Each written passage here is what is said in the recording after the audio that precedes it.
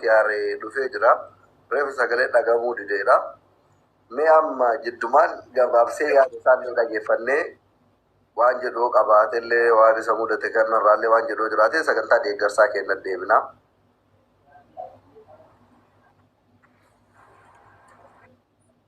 Kiyaar dubbatu hin dandeessa. Miyuutii banaa. Kiyaar maal gootanii dubbistan qo. Haa ta'u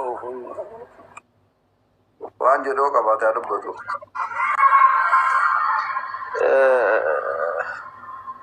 Assalamualaikum warahmatullahi wabarakatuh. Waalaikumsalam. Salam warahmatullah. Ndeeta yeroo tokko naan dubbatinillee dubbadhullee yoo namaan jedhan wanni namni jibbu beektaan nama faana deemti gizee baay'ee beekta. Wallahi. Nama keeri qabu bichaa dubbadhu salaamuma gaafatu.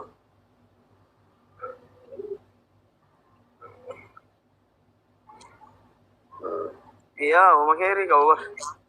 Hundumti keessanuu galatooma. Yeroo baay'ee bareedaa beektaa waan tokko si muudachuun wanni hunduu keeri masii gale. So kana waan taateef waan baay'eellee jechuun barbaadu hundi keessanuu galatooma. Doktor Aslilleen, Nasrilleen hundi keessanuu jechaadha. Ilulleen homaa baay'ee haasawuun barbaadu beektaa yeroo baay'ee yoo miira keessa jiraattee haasoyitee yookaan immoo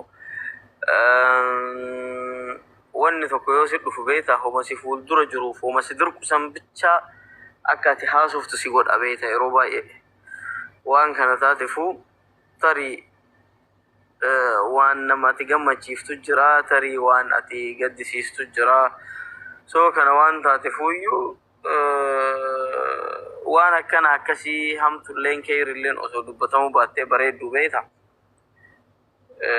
kana jennaan salphumatti wanta jechuu barbaadu galatoomaa jechuun barbaada akkanumatti hunda. Ayyee kiyaar galatoomi ulfaadhu yaada kan gabaabsite. Irra caalitti ammoo hawaasni bal'aanii wanti siin jedhanillee jiraatee jaalalaa fi kabajaa sii qaban obbolummaa sii qaban yaada gaarii sii qaban sii ibsaa turanii asillee galatoomii hawaasni si waliin dhaabataa turanillee haa galatoomanii amma immoo walumaa gala gara yaada keenyaatti yoo deebinee yaada keenya haaromsinee jechuudha. Bomboleessa kennaa Kiyaar Bashir waan mudateen isin hunduu quba qabdanii isa sanaaf jechuudha yeroo gabaabduu keessatti waan isa jala bakka buusuudhaaf yaada namoota hedduu waan ta'eef namni hedduun jaalalaaf kabajaa isaa qabdanii bira dhaabannee sappoortii godhuu qabna jajjabeessuu qabna waan jettaniif gama keessanitti dhufne warri biyya faranjii keessa jirtan zeelleedhaan warri waa qarqaaruu dandeessan eluu irratti yeroo eluun zeellee isin maxxansaa jira ilillii yahyaa ka jedhu irratti achirratti waan dandeessan nu galchuu dandeessanii warri gama biyyaatitti ammoo qarqaarraa jettan ammoo baankii daldala Itoophiyaa as jalatti isiniif maxxanfamaa jira waan ta'eef baankii daldala Itoophiyaa kana qabatanii waan niyyatan warra seentanii asirratti ibsattuu barbaaddattanillee wanni waan rabbi natti ergu keessuma kiyyaan ofuma qabeetuma akkaawuntii kanarra galchaaf jettanillee waan dandeessaniif warri biyya Dubaay ammoo akka warra Dubaayitti guruppiin ni ijaaramaa guruppii warri galuu barbaadan namoota beektan milkii abbaa giddii warra kiilolee ana ibin Kiyaariillee namni itti dhiyaatan kumeestoo Jibriiliin nama hedduu biyya kana keessa jira maammeeraa salkeeyma kanneen dubbistanii guruppii kanatti makamuu dandeessanii isiniin jedhaa.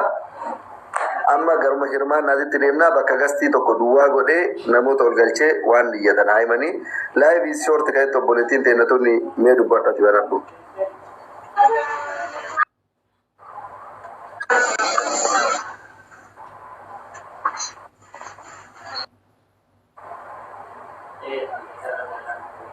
I think in just a fakati nama birootiif carraa kenna.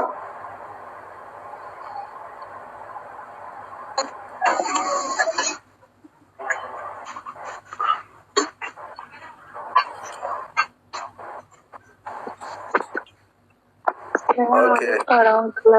Waalaikumsalam warahmatullahi wabarakatuh.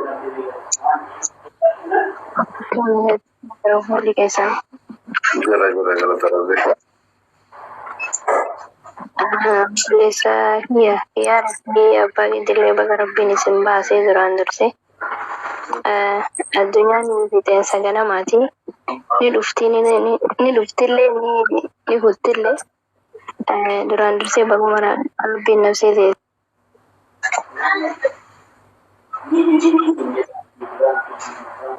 asuma wannan an warbaje mo accounti fudhadheetiin jira saalaan dabarsaa boruu iftaan inni dabarsaa qarshii Itoophiyaa 5,000 yadhee jira inshaallah.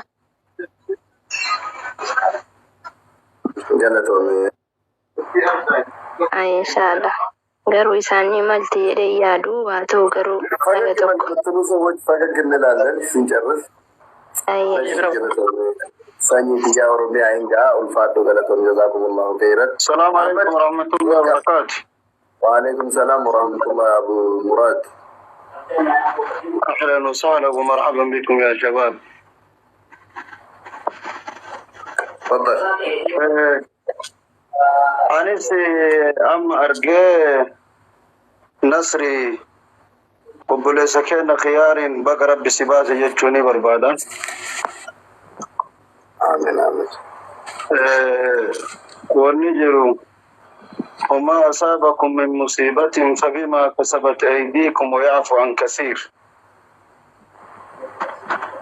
إني سوني برباچسو دنيا يجون أصلا دنيا لماذا سميت الدنيا بالدنيا؟ دنيا مال الدنيا جرم سوى من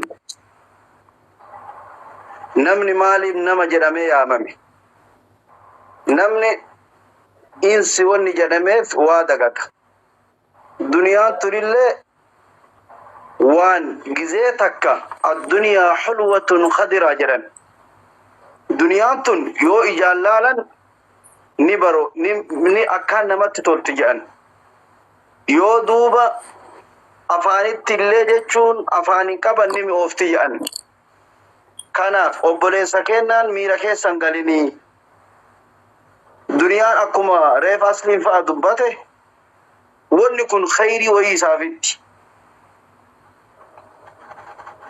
الدنيا في تنسى يا ربي قلقلا نتولشي جت من قدون نتين الدنيا في تنسى جتشون خيار بقى قارته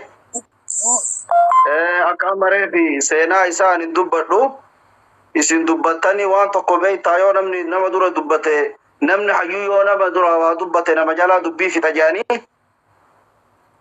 obboleessa keenan baga rabbi si baase obboleessa kenna Zubairin illee baga rabbiin si baase qaalummaaf hin duune jennaan aanamatu duhirii jedhan Zubairii jettan kanarraan zanni ho'iilleen qaba amma asitti hin dubbannu san qalima keessaan dubbanna laakiin khair maasha Allah rabbi sinirraa haa jaalatu warri sagalee kiyya kana dhageettan rabbiin sadarkaa keessan ol isinaa fuudhu mucaa kana bira dhaabbadha Oromoo tana duuba nama yoo ol fuute illee akkaan on nama fuuti achi gannama gargalchitu illee rabbi nama haa baasu luka qabdee gannama gargalchiti kanaaf gizee jarri rafa'anaakum namaan jette jala deeman gizee jarri khafadnaakum namaan jette goduma jala galanii riban ista'iinu umurakum bil-ikhfaa waa hundayyuu waan nama gale osoo dhuffatanii irra bareeda kanaaf eega miidiyaarra ol baati kiyaari akkana goone waan haganaa goone jettee kanaa kocheen ajjala deemtee tokkokkii kanarratti akkana rabsi waan gootan galmaan gaya waan niyyatan galmaan gaya arraba isin gizee xiqqaa guddaan asirratti wal arrabsitan gurri nu dadhabeera gara kanaaf obboleessa keenna baga rabbi si baase duniyaa gomaa miti makiinaa bittu inshaallah ajaa'iban rabbiin gaffidaa jira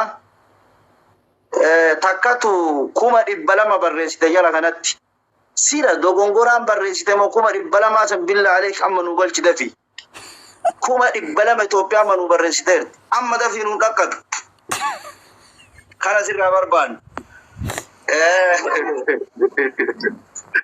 kanaaf jechuu barbaadeera waan dhugaa malee waan naraan dubbatina khayrii malee sharriin dubbatina obboleessa keenna kana ibidda irraa dhaamsitan rabbi ibidda isin irraa dhaamsu maasha Allah nama tola nama gammachiiftanii akkuma isin jettan duratti asliin na keessaa dubbate waan kana warri imaaraatii yuun geettanii maaliif badhee baaftanii inni jedhe warra birootu baase malee nun baaf an mucaa kan akka nama tokkooti itti dhiyaadhan waa hedduu nutti dhiyaadha namni beekun beeka duuba ani deemee lukaasa qo'ee daganaa makiinaan miidiyaa makaanarraa kadiiniti jedhan dhagaye alhamdulillah khayr maaliifi kuno asliin faallee kaayiroo irraa keessa jiranii bakka hundarraa jechuun khayri rabbii walitti teknoolojii walitti dhiyeesse waa hunda rabbi barakaa isinii haa godhu hamtuu isinirraa haa qabu obboleessi keenya kun dheengaddallee gaafa Itoophiyaa jiru argiyanii wonna ibiddi mana abbaa giddiitti qabatee achirraa gubbaa irraa bu'e rabbi gaafsanillee baasee ammallee baasa kanaafi taani keessaa wal gorsinaa rabbi baga si baasee anillee waan niyyadhe inshallah nasri faatin kenna waan isinii dheeresfee dhiifama narraa ta'a wa sallallahu ala sayyidina Muhammad wa ala alihi wa sahbihi wasallam.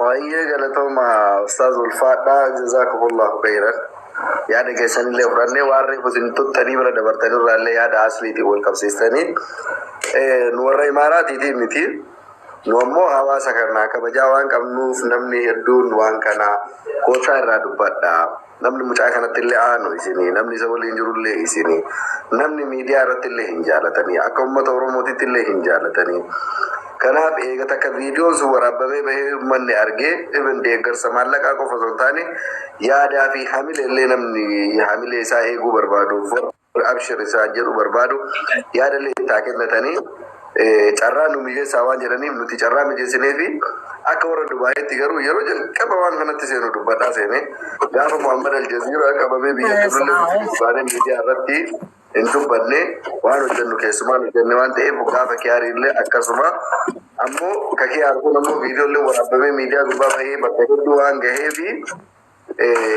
yaada uummataa fuudhuufi dhugumatti ammoo warra gadi bahee boruttiin nama arrabsan osoo hin taane warri yaada gaarii qabu warri naamusa qabu namni yaada namni mucaa kana jaalatu namni hamilee mucaa kana eeguu barbaadan ammoo waan danda'an haa godhanii fi kana akkasitti akka wal hubannu galatoma walfaadha isinin jedha Abdulqaadir dubbadhu.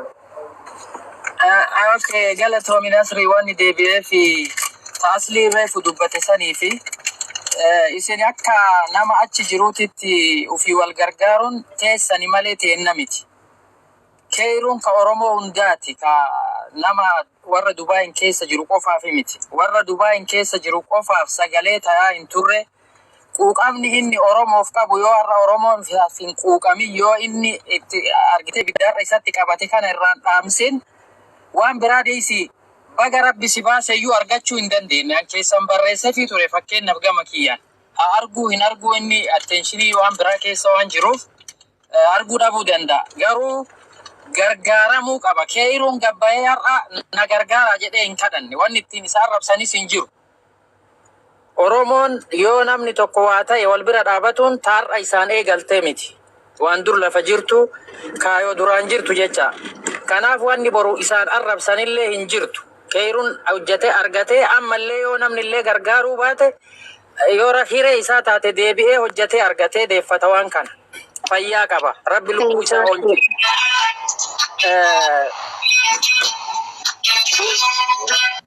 Nabaasa na fakkaate. Akkasii wanni ittiin boru wal arrabsinu takka hin jirtu. Namni rabbiin sodaatu. Namni boru ittiin arrabsa